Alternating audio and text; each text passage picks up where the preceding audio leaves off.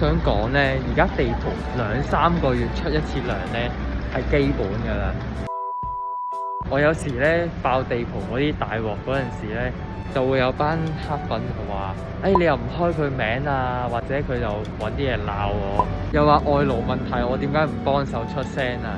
覺得我好衰咁樣。另外就係點解我通常都唔會開名？我有問過啲師傅佢拖你糧啊，或者佢扣你錢，甚至唔出糧，開唔開個名好？佢哋都係叫我唔好。咁點解呢？你估啲人唔知道間公司衰咩？唔知個老細衰咩？問題係你知你又點樣呢？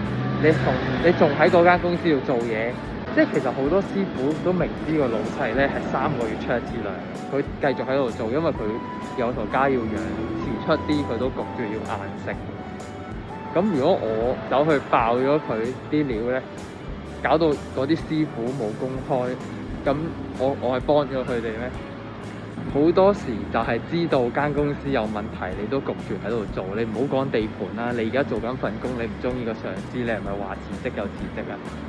呢行就係咁樣，冇辦法。真相你揾到又點啫？